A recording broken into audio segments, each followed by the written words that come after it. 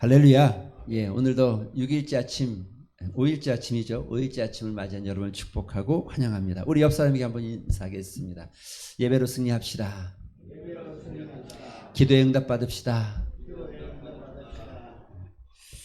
여러분, 험한 세상이죠. 예, 열심히 살아도 참 가끔은 힘이 들고 지치고 어려운 시대입니다. 세상을 살아가는 우리 그리스도인들이 버틸 수 있는 힘이 어디 있을까? 세상은 돈이라고 말하고 에서처럼 400명의 군대를 거느려야 안전하다고 이야기하는 시대죠. 그런데 여러분, 성경은 아주 단호하게 이와 같은 것들을 거부합니다. 성도의 능력은, 성도의 힘은 손에 무엇을 쥐고 있냐가 아닙니다. 여기서 나오는 것이 아닙니다. 오직 하나님께 받은, 하나님께 입은 은혜를 통해서 나오는 겁니다. 할렐루야. 그래서 여러분, 우리가 잘 아는 사도 바울은 이런 고백을 하죠. 고린도전서 15장 10절에 보면 이렇게 말합니다. 그러나 내가 나된 것은 하나님의 은혜로다. 은혜로 된 것이니 내가 모든 사도보다 더 많이 수고하였으나 내가 한 것이 아니요 오직 나와 함께한 하나님의 은혜로다. 내가 된 것도 은혜고, 내가 지금 이와 같이 살아가는 것도 은혜고, 내가 무엇을 하는 것도 하나님의 은혜로 되어진 것이다. 가장 많이 수고한 바울이지만, 여러분, 그 바울의 인생의 고백, 고린도전서 15장 10절, 거기에 어떤 것을 살펴봐도 나의 노력이었습니다, 나의 수고였습니다라는 고백이 하나도 없어요. 오직 하나님의 은혜였습니다. 하나님께서 하셨습니다. 여러분, 오늘 우리가 읽은 창세기 33장은 그렇게 힘들게 어렵게 드디어 하나님께서, 야곱이 에서를 만나는 장면이죠.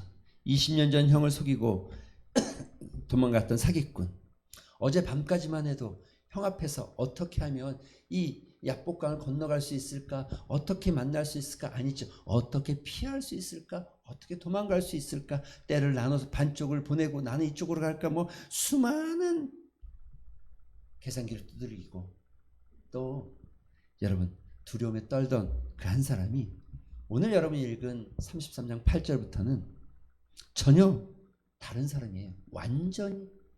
여러분 보시기에 32장에 나와 있는 야곱과 33장에 등장하고 있는 야곱은 여러분 똑같은 사람인데 완전 달라진 것을 보게 되어집니다.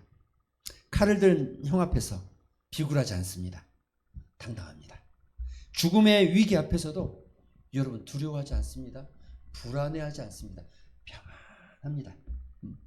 무엇이 야곱을 바꾼 겁니까? 무엇이 야곱을 이처럼 평안하게 만든 겁니까? 여러분, 은혜입니다. 은혜. 분이엘의 밤을 지나며 철저히 깨진 그 빈자리에 하나님의 은혜가 채워지기 시작하자 그는 세상을 압도하는 진짜 그리스도인 하나님의 백성이 되어지기 시작한 겁니다. 세상을 압도하는, 여러분, 에서를 압도하고 있는 400명의 군대를 거느리고 있는, 그런데 호련단신 전륜발이, 환도뼈가 깨진 전륜발이가 오히려 400명의 군대를 거느린 에서를 압도하고 있는 장면이죠. 본문에 은혜가 흐르는 성도 이렇게 되어 있지만 사실 본문의 제목을 저는 은혜로 살아가는 성도 이렇게 좀 잡아 보았습니다. 본문 8절에 보면 야곱이 이런 고백을 하죠.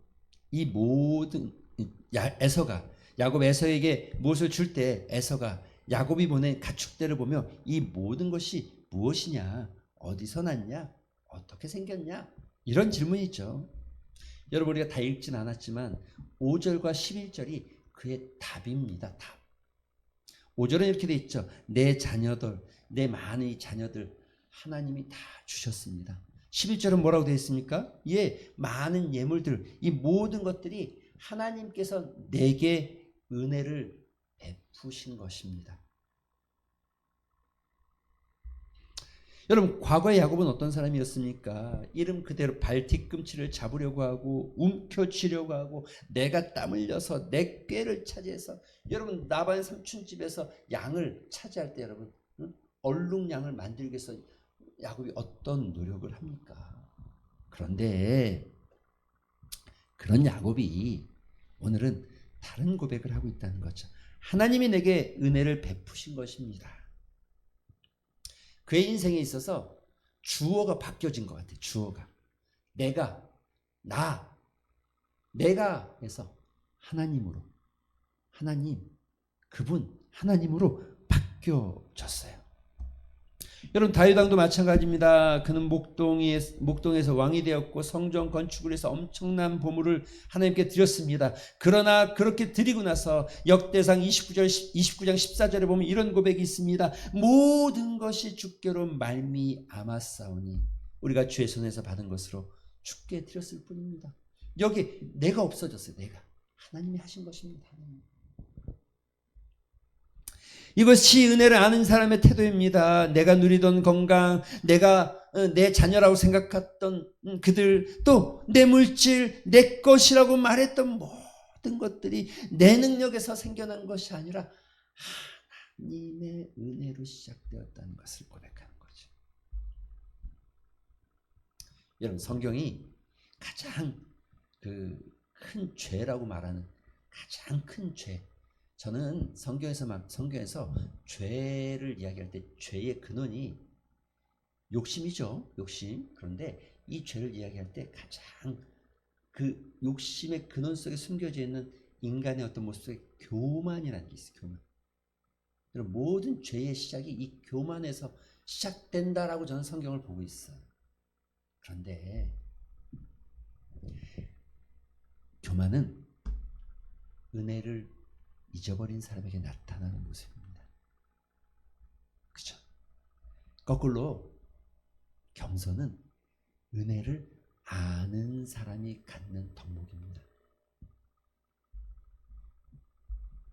야곱은 이제 자신의 재산이 나의 능력의 산물이 아니라 하나님의 은혜의 선물이라고 말합니다. 자신의 가족과 자녀들이 나의 노력이 아니라 하나님의 은혜였다라고 말합니다. 그래서 아끼지 않고 형에게 내어줄 수 있고 나눌 수 있는 어떤, 이게 성도의 능력 아니겠습니까? 주신 이도 하나님, 거두시는 이도 하나님이라는 믿음이 있죠. 뿐만 아닙니다. 여러분, 10절에 보면 이런 표현을 합니다. 놀라운 표현이죠. 여러분, 10절에 야곱의 표현입니다. 내가 형님의 얼굴을 배운즉 하나님의 얼굴을 본 것 같사오며. 사랑하는 성도 여러분, 우리가 싫어하는, 보기 싫은 남편, 보기 싫은 자녀, 보기 싫은 친구, 보기 싫은 이웃, 나의 마음을 상하게 했던 그 누군가를 보아도 은혜가 있는 사람은 하나님을 본 것 같다는 거예요.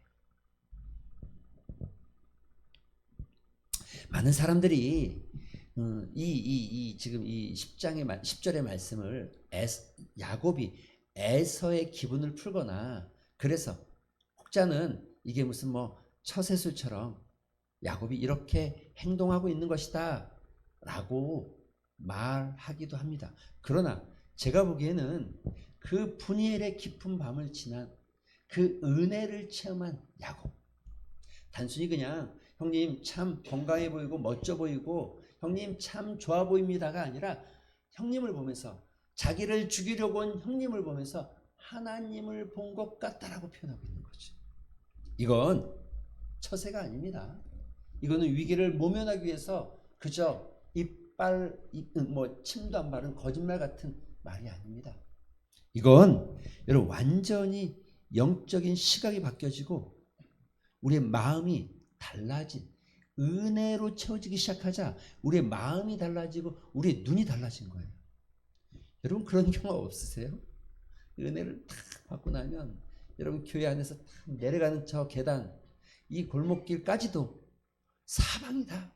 왜 이렇게 환하고 밝고 왜 이렇게 예쁘고 좋은지.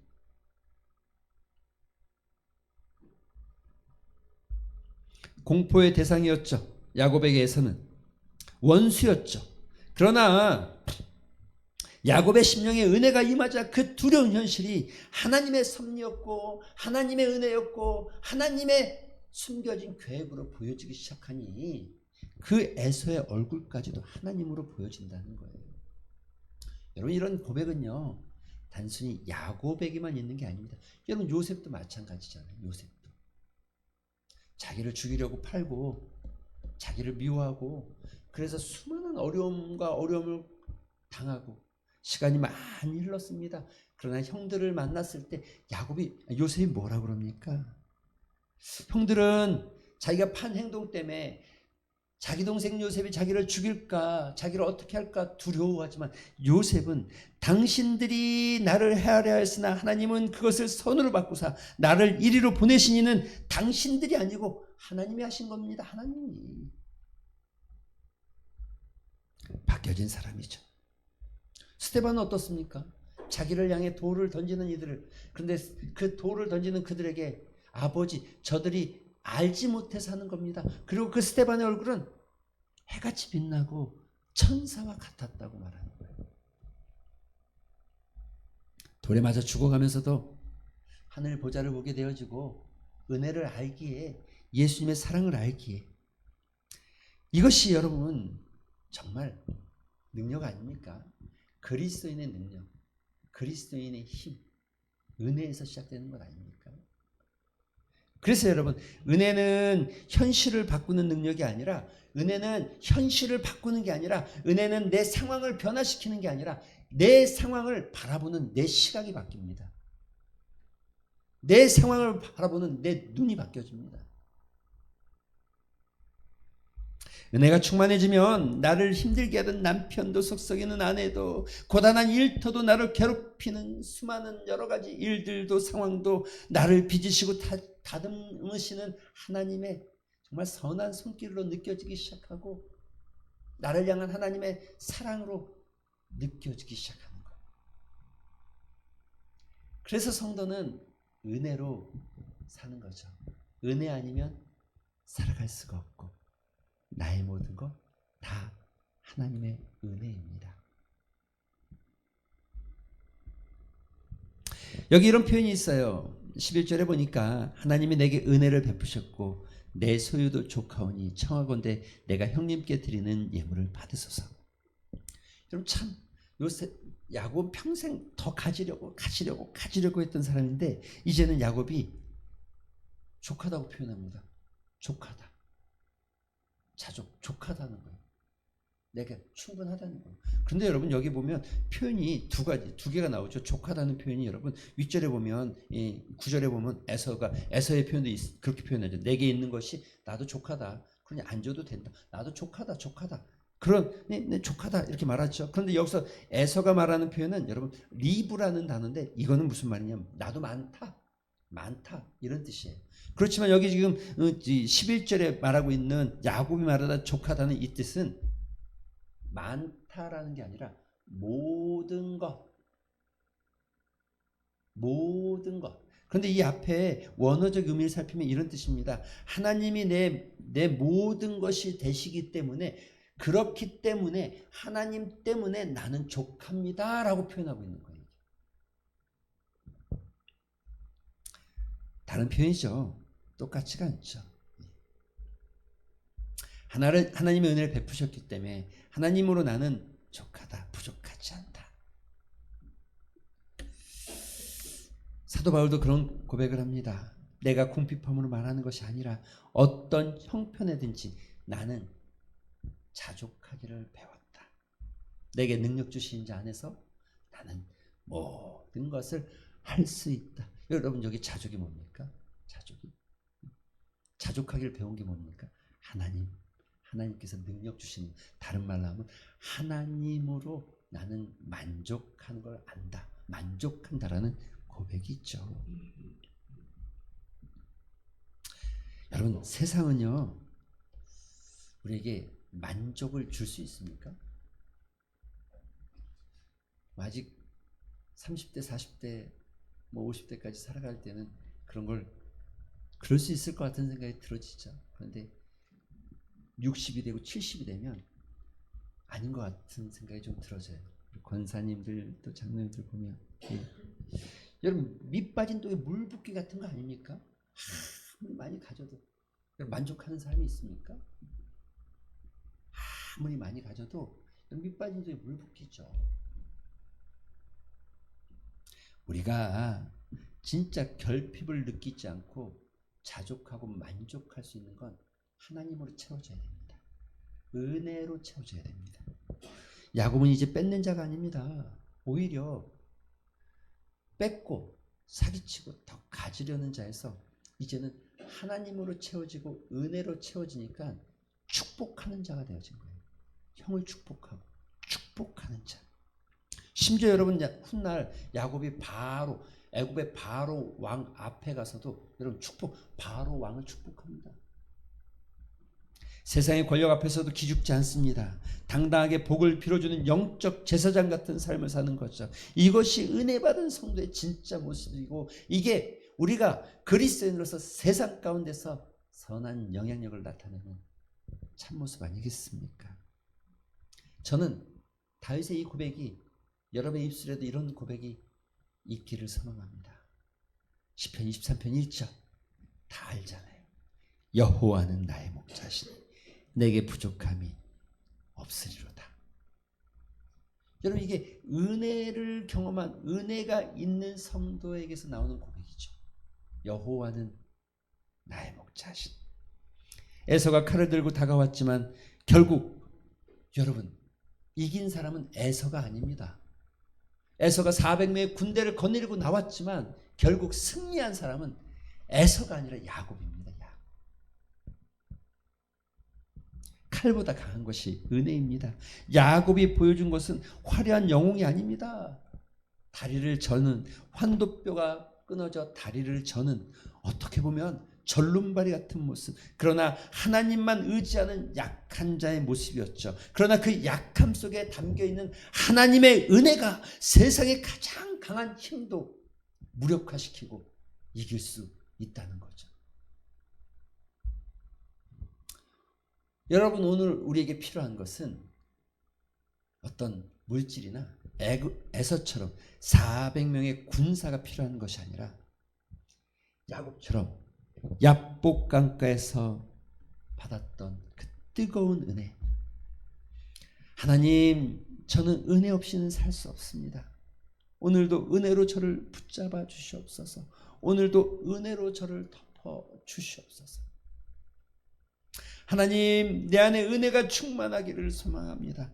하나님, 고난을 이길 힘을 요구하는 것이 아니라 하나님 은혜가 채워지게 하여 주시옵소서. 그러면 고난도 뛰어넘고 유혹도 넉넉히 이기고 가는 곳마다 하나님을 배운 것처럼 평화를 심는 진정한 승리자. 말씀을 좀 맺어보겠습니다. 여러분 말씀을 맺히면서 이런 질문을 던져봅니다. 여러분 무엇으로 만족해하고 계십니까? 어떤 것이 여러분을 만족하게 만드십니까? 재물이 많아서 족합니까? 아니면 하는 일이 잘 돼서 만족합니까?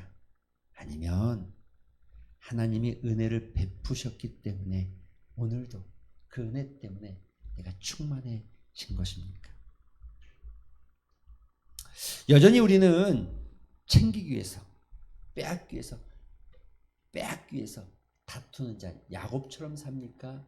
아니면 은혜를 베풀고 나누어 주는 자 이스라엘이 되어서 살고 있습니까?